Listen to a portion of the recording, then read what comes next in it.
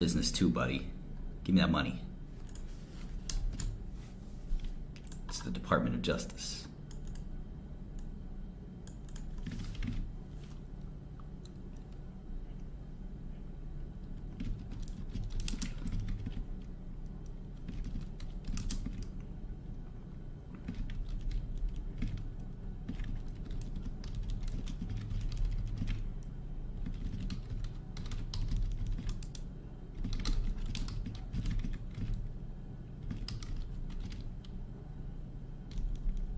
I like Epsilera.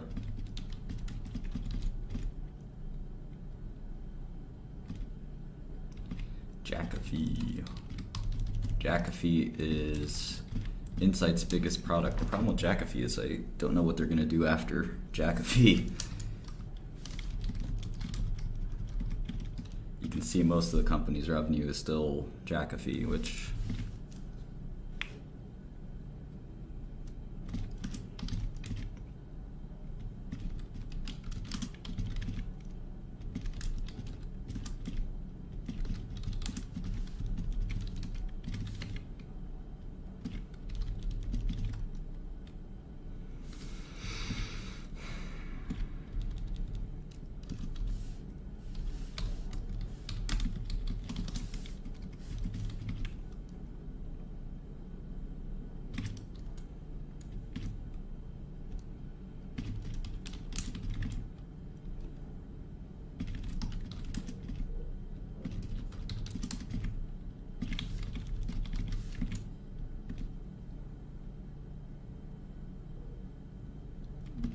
Confirmation bias.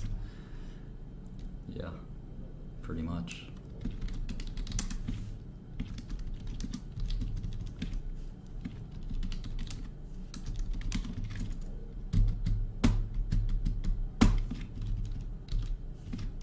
Coming out some new videos soon. You guys are gonna hopefully like them.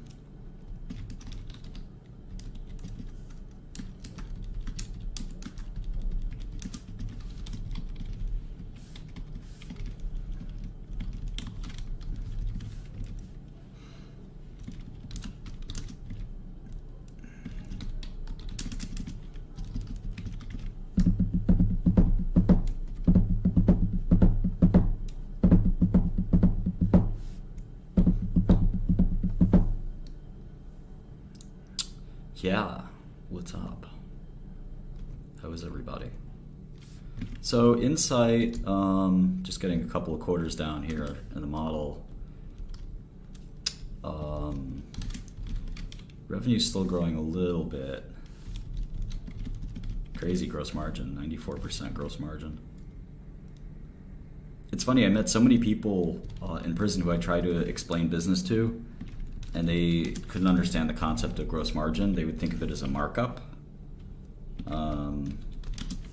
which isn't the same. It's sort of the opposite. It's sort of a reciprocal concept.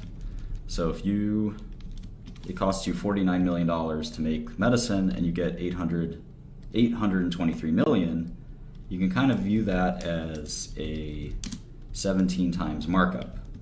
But obviously the way you should view it is as 94% gross margin.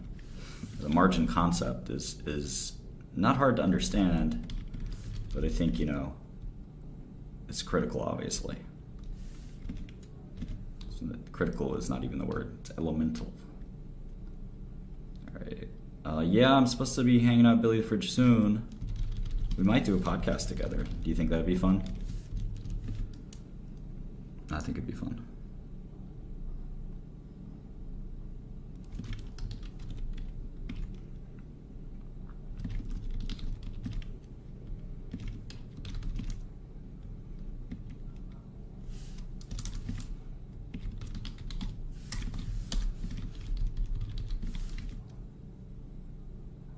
Humbled? I don't know.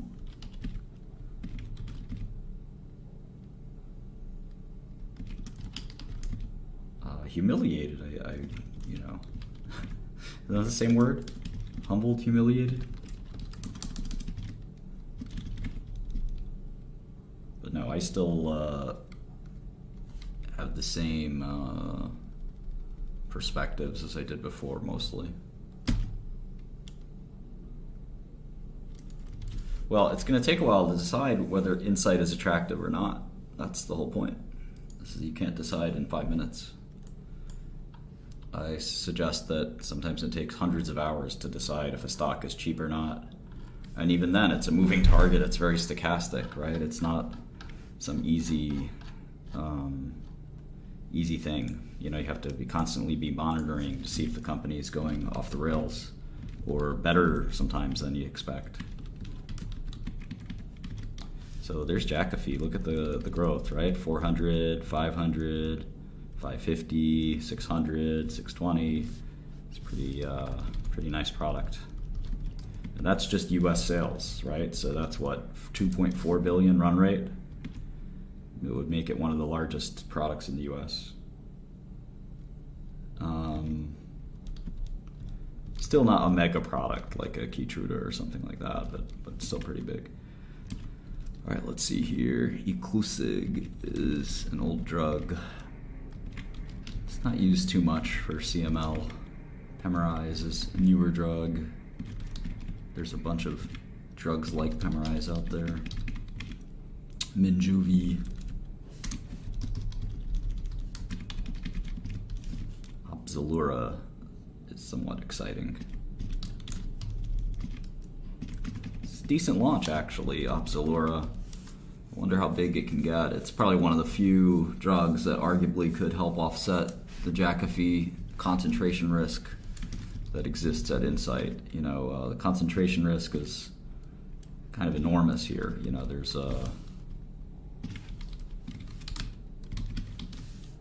basically just one drug that's powered the whole company, and that's a good thing and a bad thing. You kind of can become the victim of your own success. And when you have a sort of as a small molecule, it's really not good, because we all know what happens to small molecules. They go generic.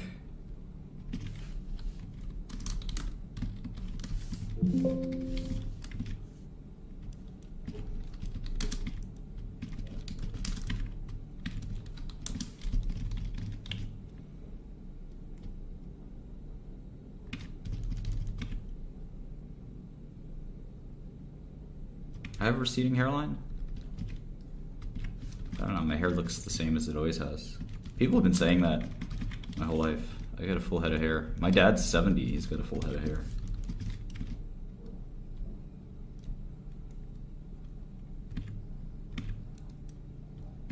Some people project,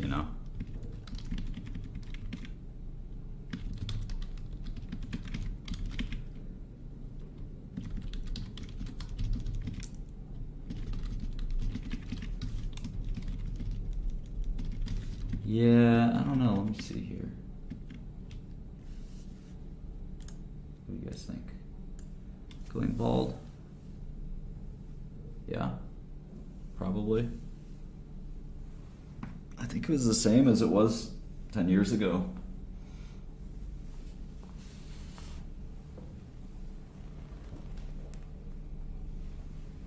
I gotta look up some photos from 10 years ago. I don't use Mac, no.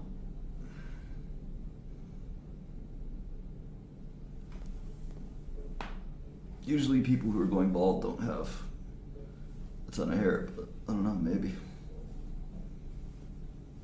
It's the same as, for me, it's always been. But we'll see, I don't really give a shit. I'm kind of a vol cell anyway.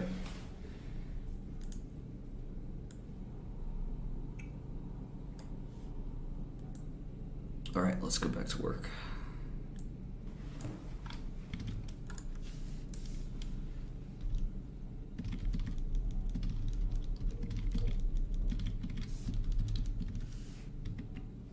Yeah, Elon's war on Apple's a little wild, isn't it?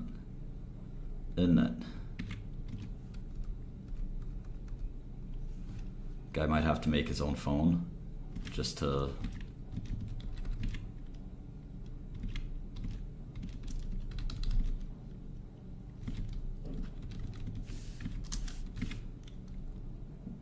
fight Apple. What a beast. Shout out to my favorite cat, Trashy. What a beast.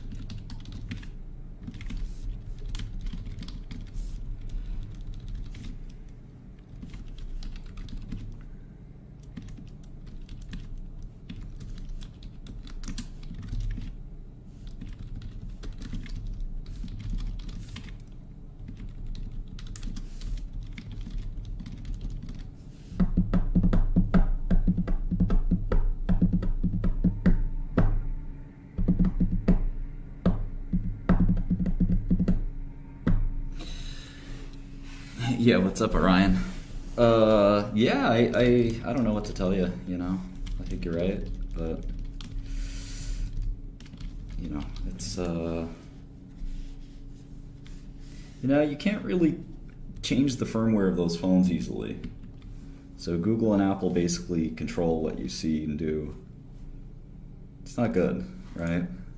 Google's a little bit more permissive than Apple, but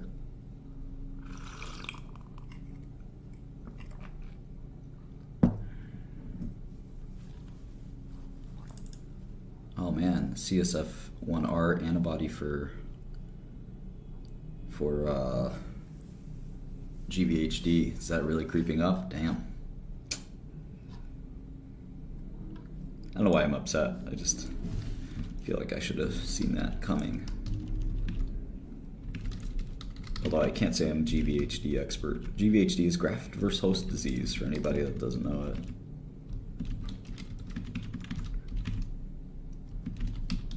It's what happens when you have a transplant graft and you're the host. So it's graft versus host. This Minjuvi is a disaster. People thought this would be a big drug, man. Eesh, 20 million in revenue.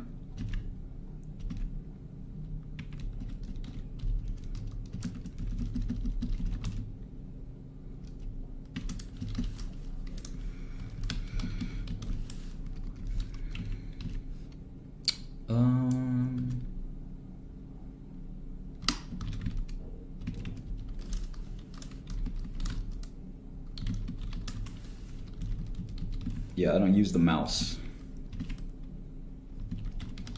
because the mouse dad is a rat. It's a little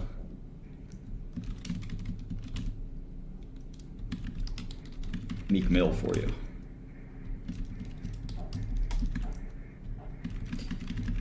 Meek Mill is kind of one of the most respected rappers in the hood, I would say.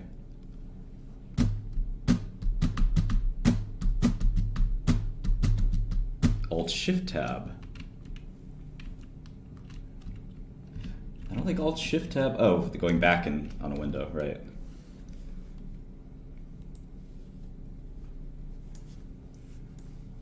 What hood? Andy Milonakis.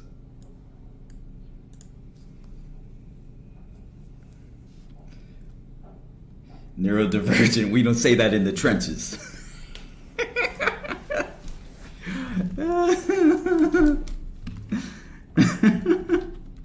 He's not wrong. He's not wrong. There's no neurodivergence in the trenches. There's trap or be trapped. Kill or be killed. Get money by any means necessary. Real talk.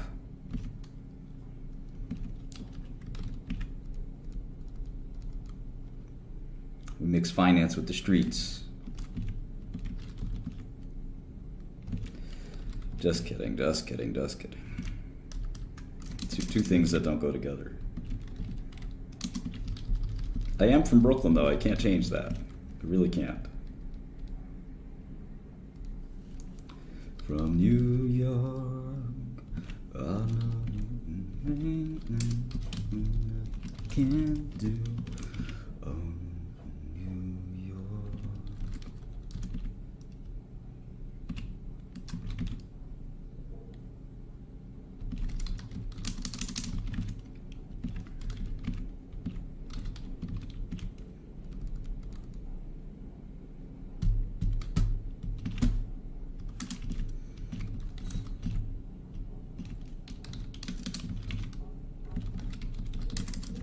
All right, so we're done with some of the number crunching part of this.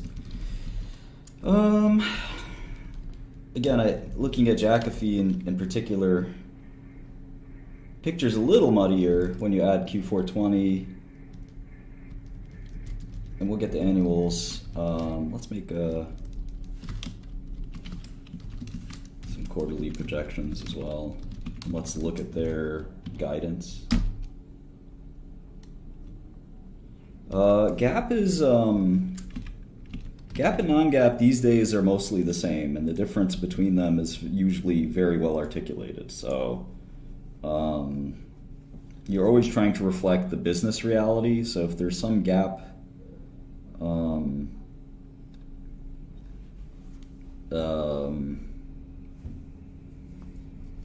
non-GAAP sort of difference, you just want to look at, is that business reality or is that accounting gibberish? And sometimes it's neither, right? It is business reality, but you still don't want to reflect it, for example, because it's a one-time payment, like one of these milestone payments that I excluded.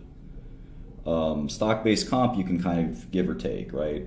It's not going to be that material regardless.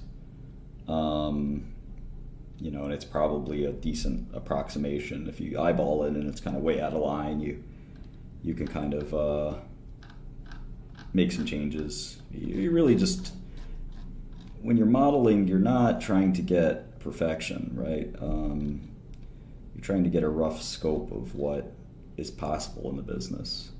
All right, so they said Jacophy 2.38 to 2.4. So it's at 239, right? All right, so they're saying 628 basically. I'm sure they'll beat that or come at the higher end. Let's just do Jacophy year over year.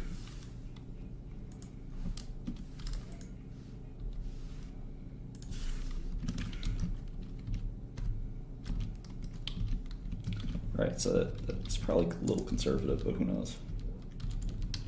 Opzelura is the big question, right? Other hem-onc revenue.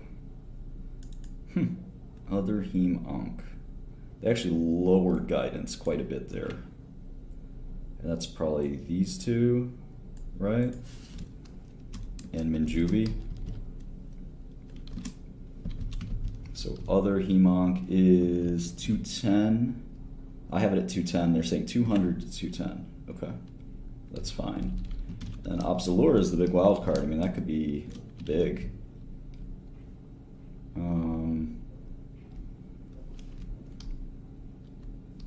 But again, the big problem is all the Jacophy, reliance on Jacophy.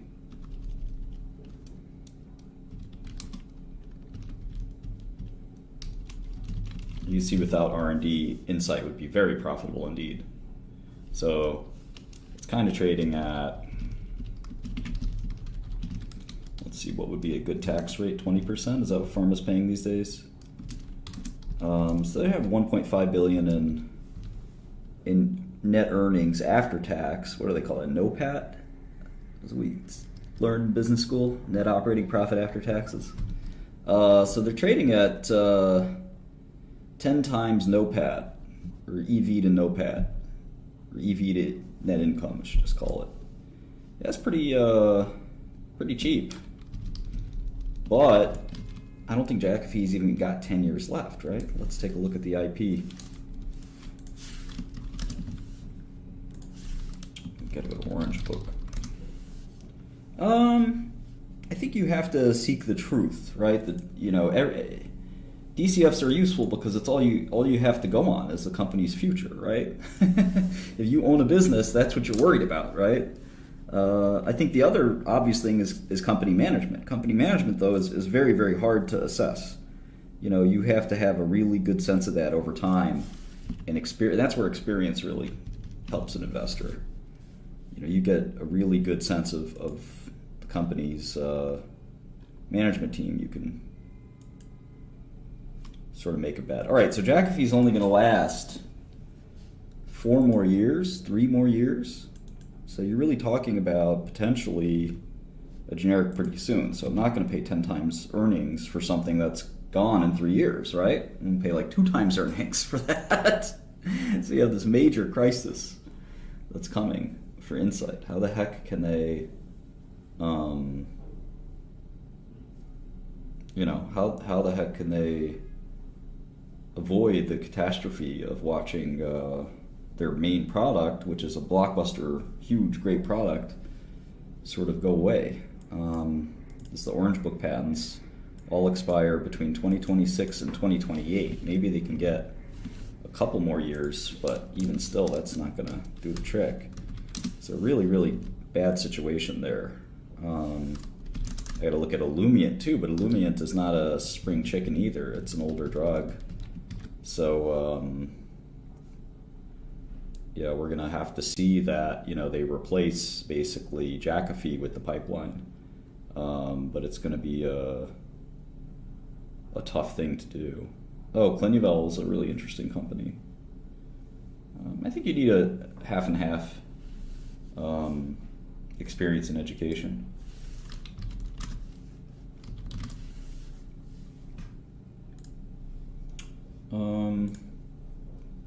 Thanks everybody for watching. I'll sit up a little bit straighter and entertain you a little bit more. So if you just joined us, we're looking at a company called Incyte.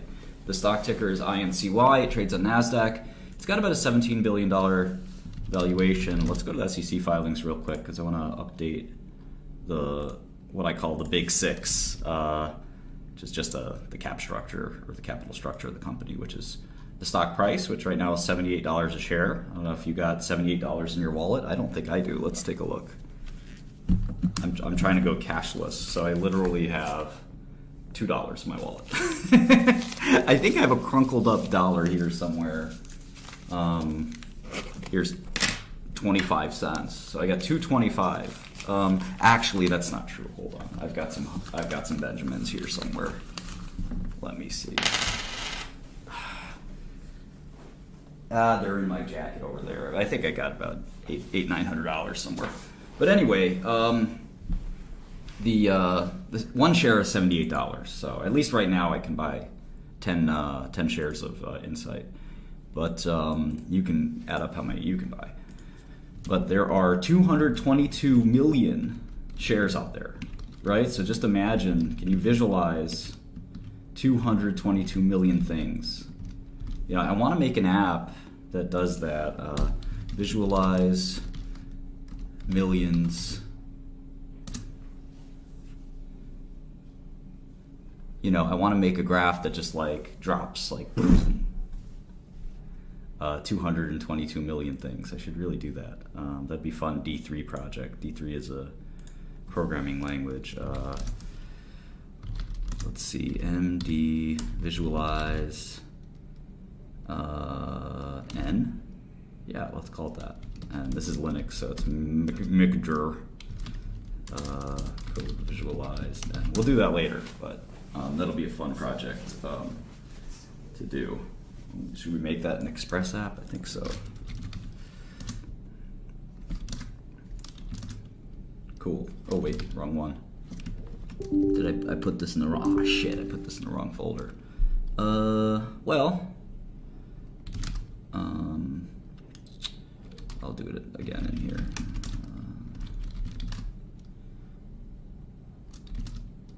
Okay, cool.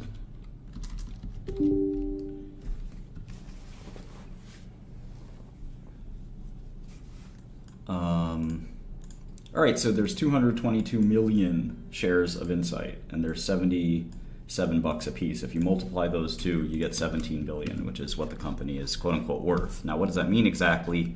It's not clear. If you tried to buy, it's like quantum mechanics. If you actually tried to buy every single share, right, you would be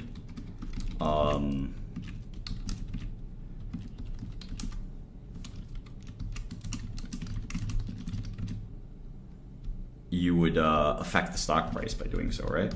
So you can't really measure the value of a company by looking at its latest price. The same way you can't measure the momentum of a particle and look at its location. So if you tried to buy every single share of Incyte, inevitably what would happen to the price of the stock? It probably would go up, right? Not definitely, but probably. So buying one share, won't change the stock price, but buying all of the shares probably would. So the reason we look at the last sale principle, is that's all we've got to go on, right? So the company is $3 billion in cash, and as I've explained many times, if you take that $3 billion away, the $17 billion is composed of two pieces: the $3 billion they have sitting in the bank, which is worth $3 billion, and the $14 billion that you're paying for the rest of the company. Since you're paying $17 billion, we can infer that you're paying $14 billion for the actual operating business. Does that make sense? I hope it does. It's one of the trickier concepts to understand is enterprise value. Some people get it in 1 minute, some people get it in 1 month, but I want you to get it and really understand that. It's really, really important. So I've done some videos about that. If you need some help, there's some videos about it. But basically, you were buying the company for $17 billion. Let's start there. Does that make sense? Yes, because each share is 77. There's 222 million. It would require you to buy all the shares for 17 billion, right? So when you buy the shares in the company, you get access to the company's cash. We don't get access when you buy one share or something like that. You don't get to tell the board of directors what to do. But if you bought all of the shares, you do. It's your company now, right? You can take all the cash out and pay yourself with the cash that pay a dividend, right? That's what companies do when you're privately owned. You can treat the company's cash in the company's bank account as your cash. You can't do that, Sam Bankman-Fried, if you have stockholders. But you can do that, and you certainly can't do it with depositors' money. But you can do it if it's your family business, right? That money is your money. So imagine you took all that cash out. What you'd have left is $14 billion. So that's that. You can't be banned from trading. So just something to keep in mind. There's no such thing as a ban from trading. All right, so anyway, they have this because the company has no debt.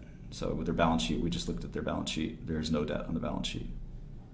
They have payables and things like that and cocoa, but nothing, no real debt. And their receivables and their payables about equal. So there's 618 in receivables and there's 700 in payables and there's 200 or 250 in prepaids and inventory, and there's about 250 in the other types of receivables and payables, payables and accrued liabilities. So it all sort of equals out. There's no debt and there's a whole boatload of cash. So there's 14 billion of enterprise value. So the question is Incyte, their assets worth $14 billion? So what's really interesting about this company and every drug company is you can actually look at every single drug modularly. You can't do that with a company like Twitter or something like that.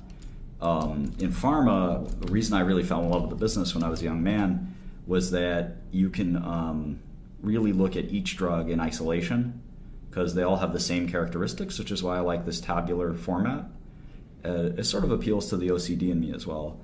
And you can more or less get a sense for what each one of these drugs is worth. And you can see there's a lot of drugs, right? They've got 27 drugs. Now, a lot of them are going to be worth nothing, but it's something that is important. So CI/CD pipeline, yeah, I'd say that's right. I've got some CI/CD pipelines running right now. So I'm glad you said that. We got a computer programmer asking about continuous integration, continuous deployment. It's a little like that. It's probably more like specking, or something like that, but I don't know. So anyway, the question for Incyte is what are we looking at in terms of patent expiry? And we're looking at the patents for Jakafi. That's probably not the biggest question for Jakafi, right? Because Jakafi is going to do just fine, but it's going to go generic at some point. So let's even assume, it doesn't really even matter what we assume Jakafi is going to do for the next 3 or 4 years. And remember, this is mostly pure profit. But if the drug expires in 2026, we're going to see something like this, right? Something really catastrophic happen to the revenue. By 2029, there will basically be no revenue. It'll be a shadow of its former self. So that's something to sort of keep in mind. That when a drug goes generic, to me, it's a sad occasion. know some people in government really didn't like it when I said that. I think Elizabeth Warren was really upset. I said that every time a drug goes generic, I cry, because it's a fallen friend. Of course, I'm a fan of the drug industry, and I think drugs are wonderful things for society, and they've changed the world. But that's not always a popular perspective. So in any event, yeah, the revenue drops, not for depreciation and stuff like that. I do have a Bloomberg terminal. It's just not that useful.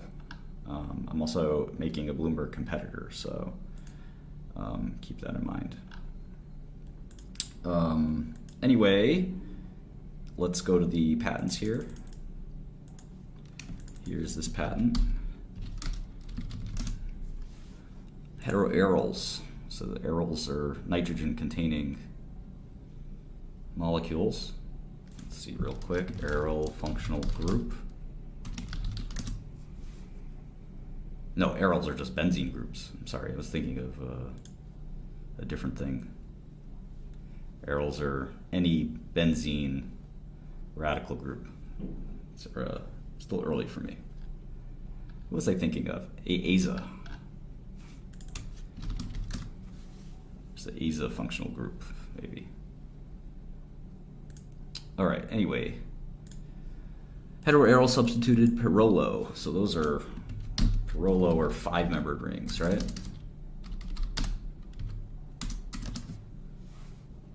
No, they're fused 5-member with a, well, maybe it is. I thought it was. Yeah, there we go. 5-member ring, pyrrole. All right, I'm not that bad. It's just a 5-membered ring with the nitrogen there. And pyridine, we know what that is. And heteroaryl substituted pyrrolo 2,3-B pyrimidines. So pyridines and pyrimidines. So these pretty basic molecules. This looks like the founding composition or matter patent, although it looks like a species patent.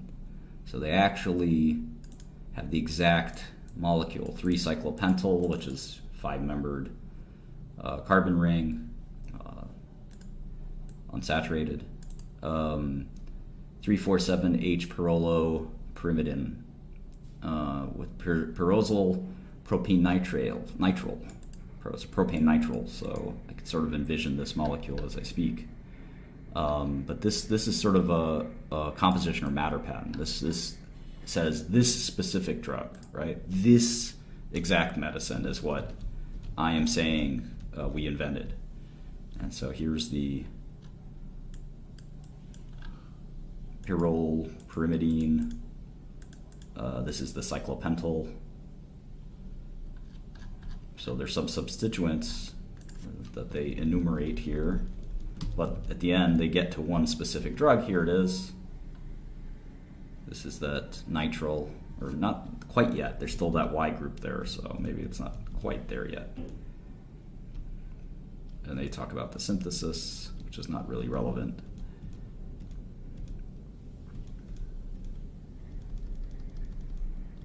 And I think they have got the final one here. Well, let's go to the claims. Claims are at the end. So you can see this is a, how big is this document? About 200 pages.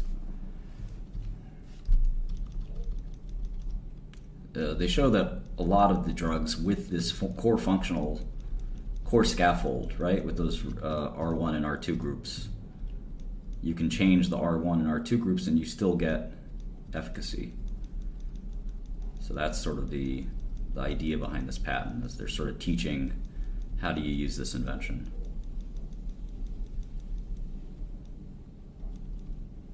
I guess the aryl group is substituted, but I don't know. Let's see. It does say heteroaryl. All right, so anyway, enough chemistry. I don't think that's what matters here. I think what matters here is this.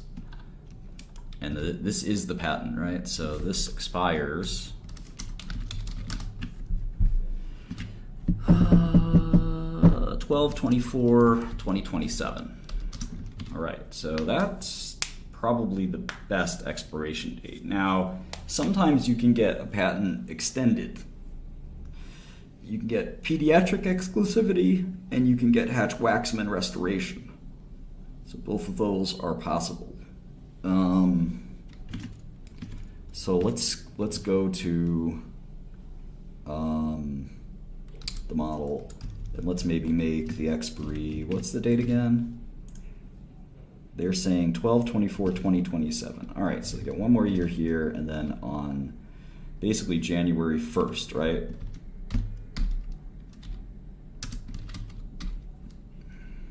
Twelve 27/27, COM expires. All right, so they have some time, and if you just take the Jakafi revenue alone, you basically get 16 billion. Now you have to discount that, right? But this is almost full cash in your pocket. Now they're going to spend a lot of cash trying to generate a return, but you could argue that this alone gets you 13 of the 14 billion. That's pretty interesting. My spidey senses are tingling. I think that's pretty interesting.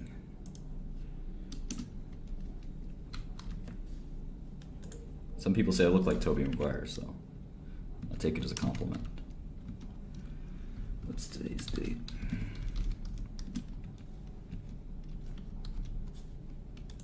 There we go. All right.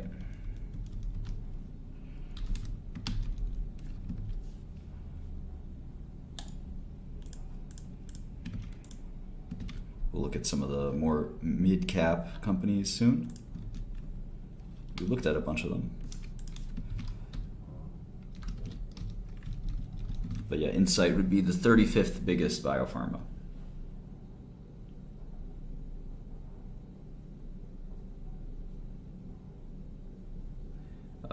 Patents are unique to the invention, so somebody else's patent doesn't affect their patent. You get 20 years of patent exclusivity. That's it. 17 to 20 years. Doesn't matter what anybody else does or doesn't do. It doesn't change your patent, right? You make an invention, that's your patent. Somebody else's patent is irrelevant to your patent. I know quite a lot about patent law, for better or worse. And just had to get a bunch of these patents. In fact, I've got a plaque here of a patent. Let me grab it in 1 second.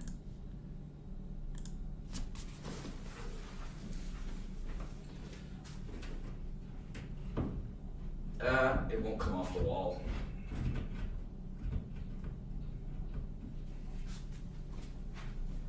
Oh well. I've got a plaque on the wall. You can probably see it back there. That's like a gold plaque of a patent that I received. Hopefully one of many more to come.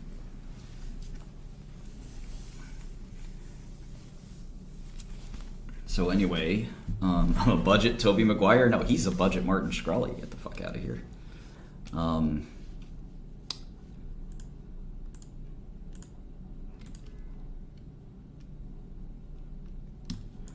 a business person. This guy's an actor. Come on. Clinuvel was interesting to me like 8 years ago, so I don't know why you keep asking about Clinuvel, but I'm not going to go into too much detail. It's just a very cheap stock, and I tried to buy the company, and the company kind of was very resistant to that idea.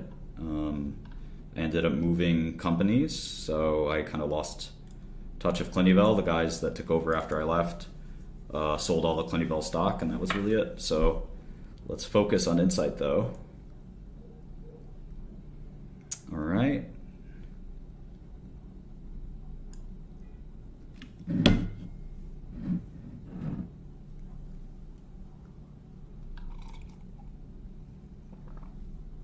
They kind of have this silly phrase that they're using called limber, which is getting diversifying outside of just ruxolitinib, which is Jakafi or Jakafi, and I think they're having a pretty hard time with limber. Limber isn't so limber. 576.43, the BET inhibitor. I don't know if that's going to do the trick. And then 00928, which is an ALK2 inhibitor. Not sure that's going to do the trick. And then they have a once daily. The once daily, yeah, that could buy them some time. Probably not much, but that could buy them some time.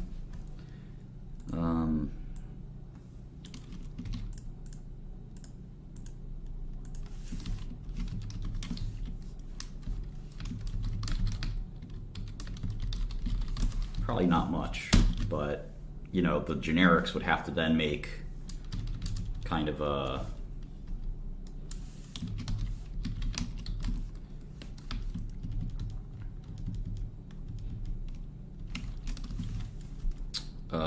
generic of the once daily, which is not hard, but you have to break more patents.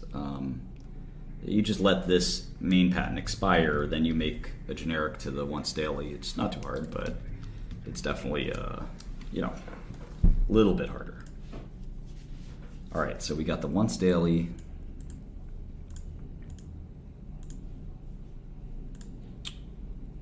We got parsaclisib, which is the Limber 313 trial. So let's see if we get a parsaclisib. Here we go, Limber 313. This is first-line myelofibrosis, and this is a PI3K delta. I don't think these PI3Ks are going to do very much.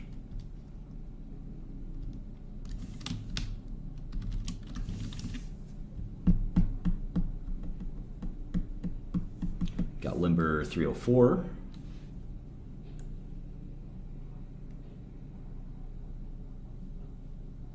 Which is a suboptimal response to Ruxo or Jakafi. And we got the BET inhibitor, 576. Where is it? 576. All right, we don't have one, maybe. Let's make one. I'm gonna make a little, this is discontinued, so I'm gonna mark this maybe gray.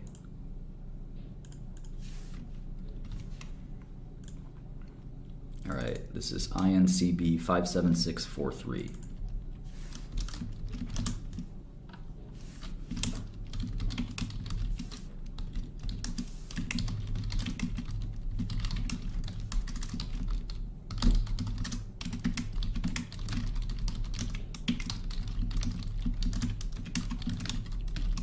And what are we calling this? Nope, this is a phase 2 with Ruxo.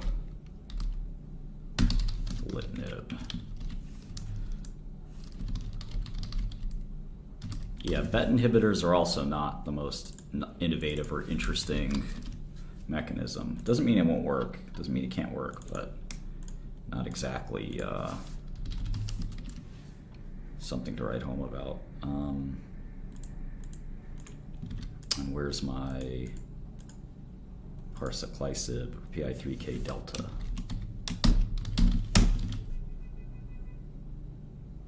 This is in phase 3 now. Okay. Okay, what else do we have? We've got INCB 00928. So we just make these to take notes, in essence. These are old Incyte drugs that have failed. Let's add a new one. Right here, INCB 00928. So we use this Excel file to keep track of all the data about the company and the drugs. And you can see that Incyte is kind of desperately trying to extend this myelofibrosis franchise they built with Jakafi.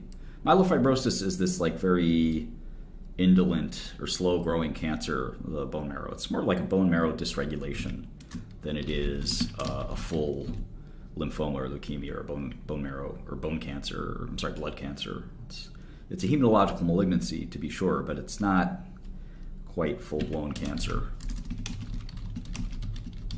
And with Jakafi, it's quite treatable now, but you can still die from myelofibrosis. Not something you want.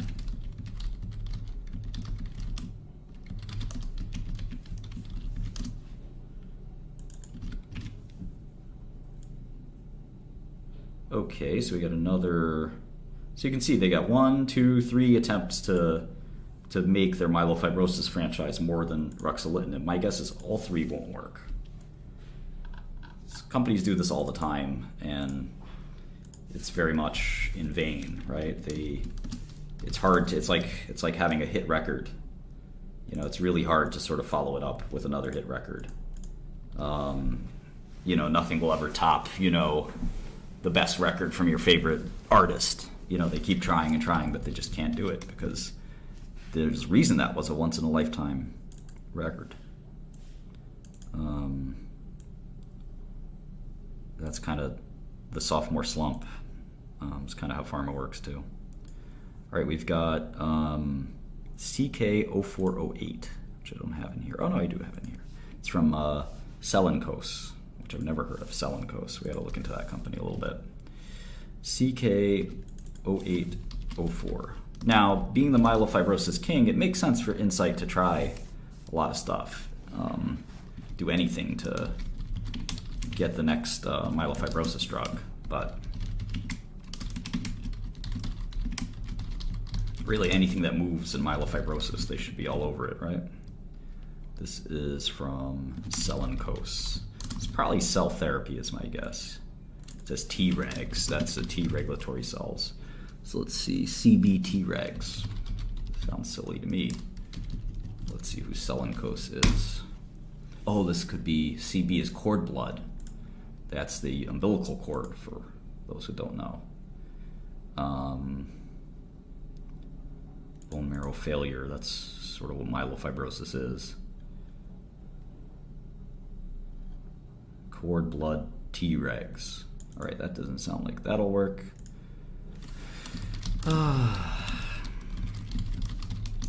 Let's see, are these...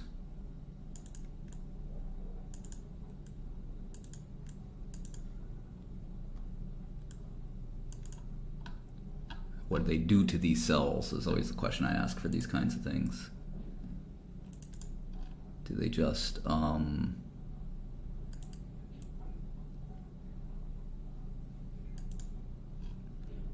looks quite fake to me. Looks like a selection, like exclusion type of approach, not a, oh, they're in Houston. That's interesting. Ask my friend from Houston.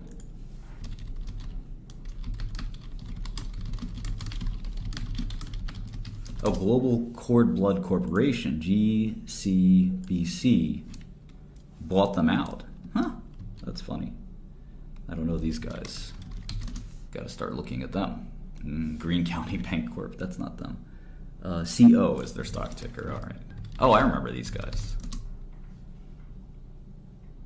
Not exactly a great company, but 400 million market cap. Oh, looks like they're liquidating. Got some issues. Yeesh. Oh, has their stock been halted? Oh man. No, maybe not. They're still all right. They were going through what Sam Bankman's going through. They got a liquidation in the Cayman Islands, the Grand Court. Not good, not good.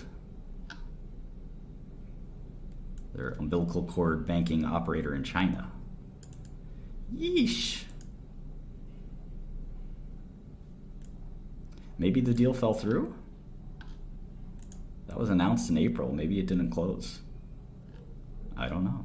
Oh, they had 15 million Series A.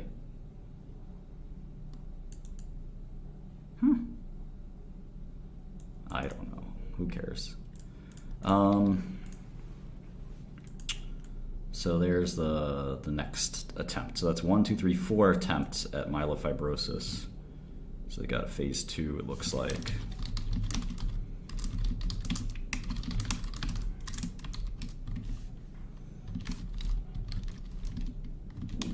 Limber Treg 108. Again, China's kind of throwing spaghetti at the wall and seeing what sticks. Not really promising, if you ask me. Nothing I've seen that looks like even interesting, remotely interesting science or whatever.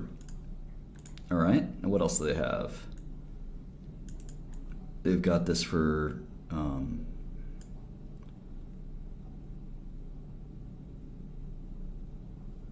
this drug is for chronic GVHD, so this would not be for myelofibrosis. Those are different diseases, quite different if you ask me. But there is a phase 2 here, axatilimab, or axatilimab. Axatilimab, that's an antibody. So yeah, I mean, it doesn't look like they'll get out of their myelofibrosis cliff, is what they say in pharma. Make a quick axatilimab page, and then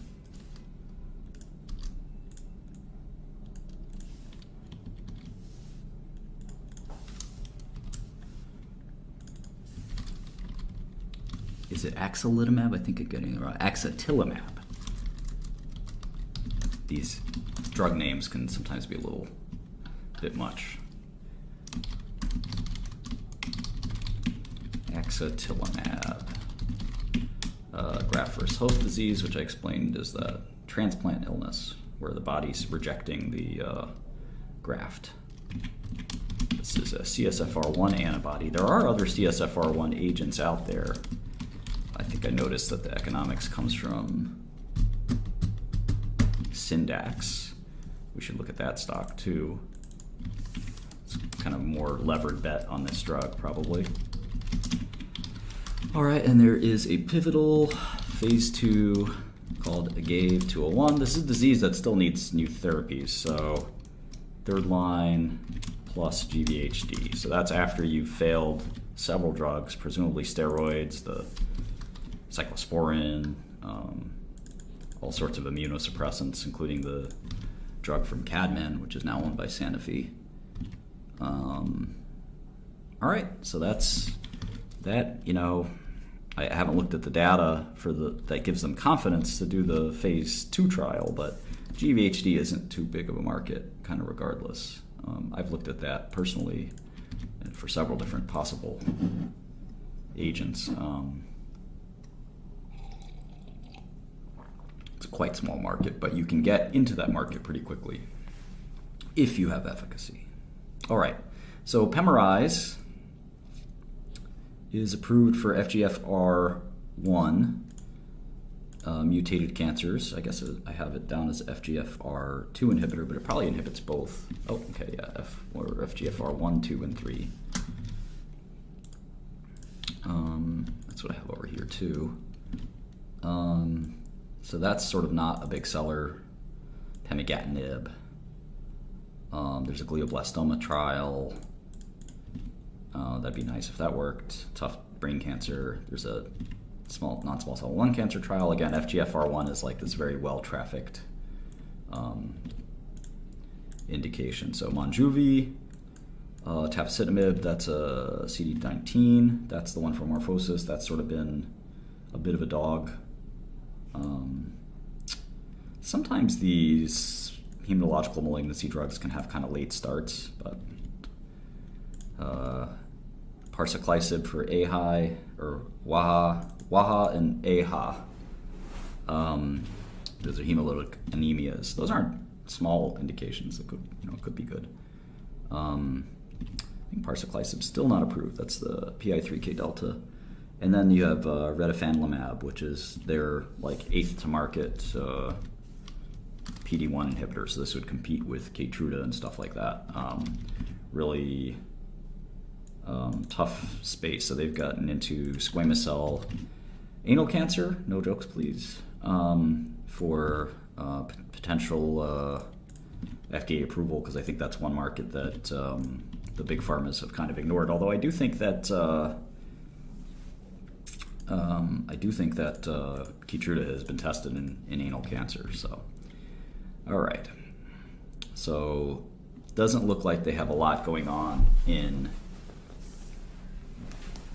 anything in that space, in the oncology or hematological malignancy space. So, the $14 billion in enterprise value that looked cheap a minute ago you know, they have to have something else that looks interesting or exciting in immunology. And maybe we haven't fully looked at the oncology side. But it doesn't look too good. So here they have dermatology.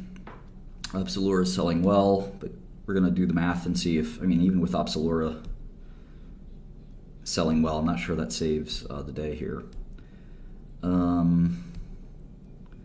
So doing lichen planus and lichen sclerosus, that's fine.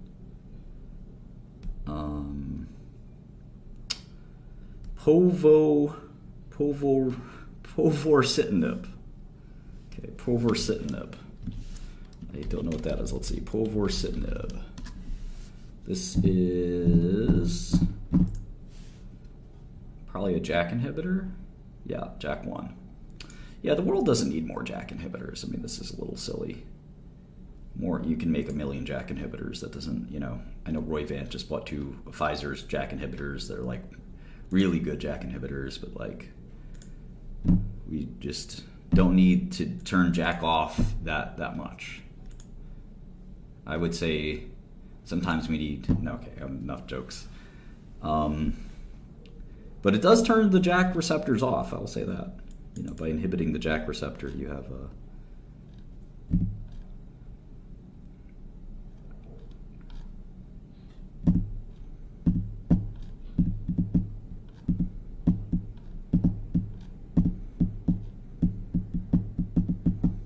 see if they had a name for this thing at one point, INCY something or INCB. Their compounds start with INCB, right? Povorcitinib. Oh, here it is. INCB 054707.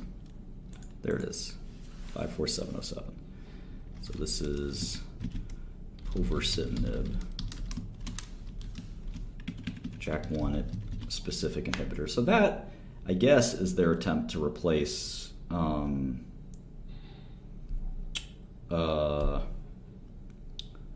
sort of their attempt to replace Jakafi, but too little too late. They should have done this a while back. You know, Pfizer did this, and they kind of did it, and I guess they may have had their hands tied because they had Olumiant with Lilly.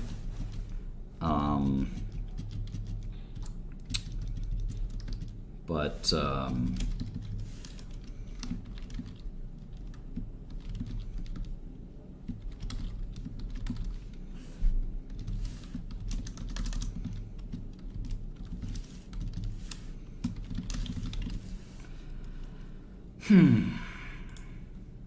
all right, so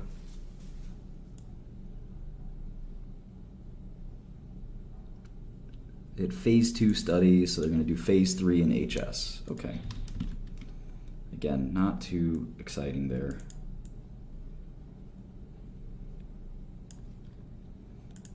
Okay, they bought a company called Valaris. Could that be interesting? It's an IL-15 receptor beta. IL-15 beta receptor antibody. I thought there was a company doing IL-15 for type 1 diabetes. Prevention? Let's see. Oremalimab.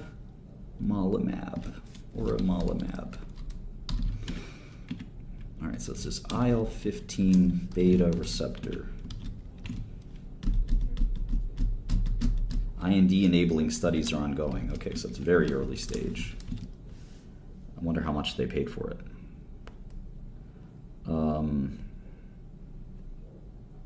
Could be interesting. Oh, they're looking at vitiligo. Vitiligo is a skin pigmentation disorder. I'm sure some people have heard of it. Michael Jackson is a famous vitiligo. All right, so here's their Axl-Mer drug. 992. Oh yeah, this is really interesting. Is the Incyte is one of the only companies, the PDL1 small molecule. Pretty interesting, right? The adenosine, not too exciting. CDK2 over there. We have the GITR antibody, 1876.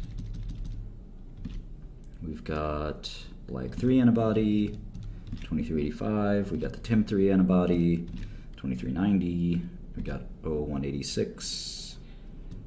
Where's 0186? There it is, CD73, and then a LAG3 bispecific. Is that new? That might be new. Remix.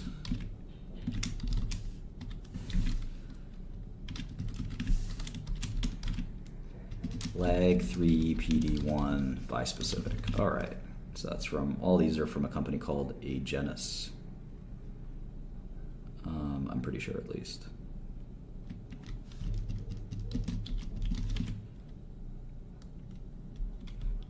Yep, there's oh wait, that's from Merus. Most of those are from Agenus, but this one is from Merus.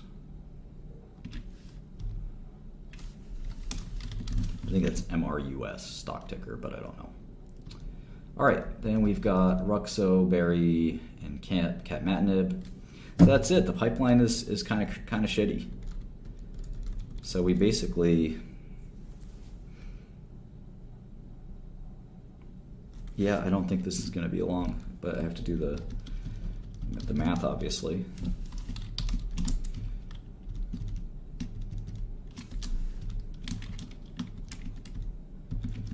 That might take me a few minutes, so bear with me.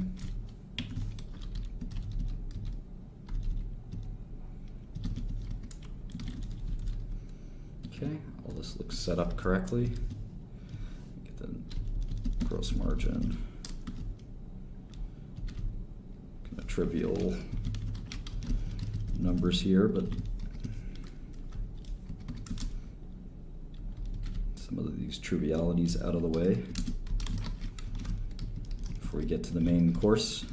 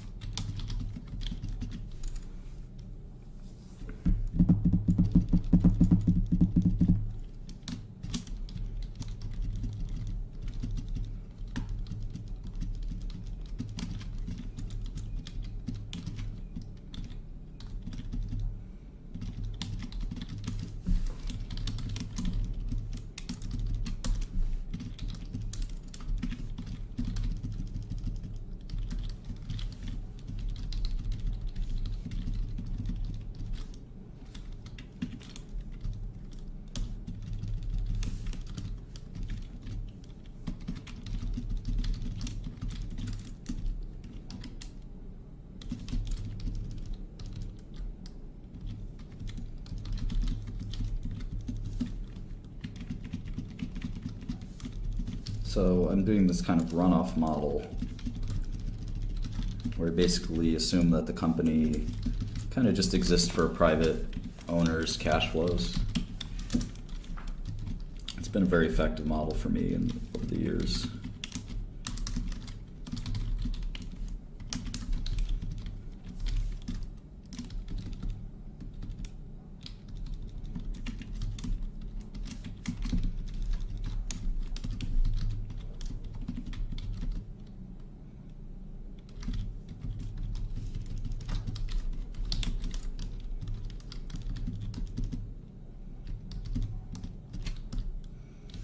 Oh, okay.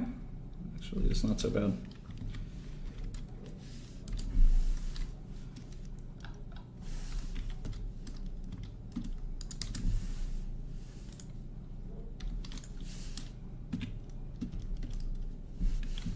All right, so I calculate the company's stock is worth 120. It's trading at 78. And let's assume kind of nothing goes right for these guys. I also assume that the cream lasts a long time. If the cream doesn't last a long time, then it's only worth 105, which is quite a bit less.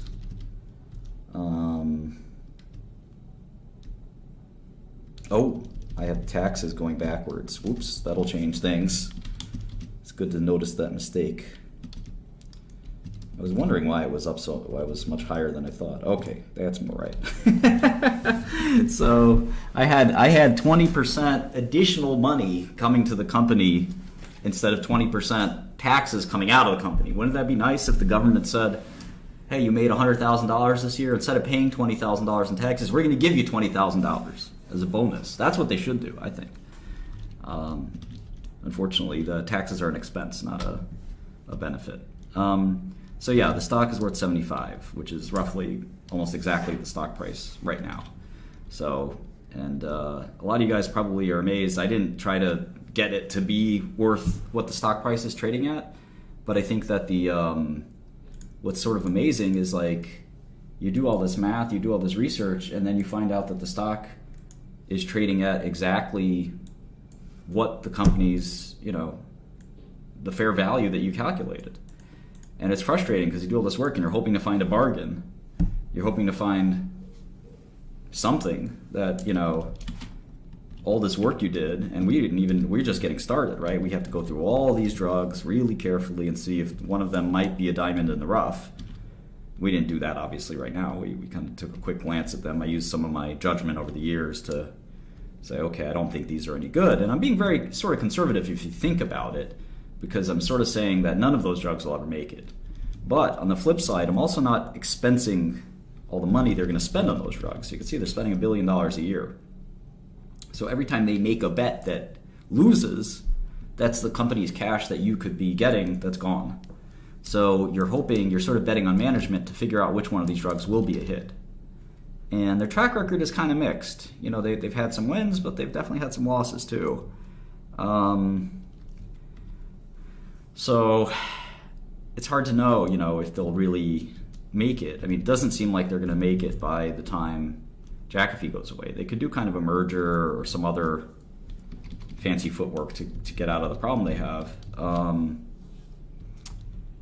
And some other financial adjustments. You might be able to get to 80 or 90 bucks, but it's very, there's nothing sort of here that's too attractive. This is a really old model from way back when the company was, before Jakafi even was FDA approved.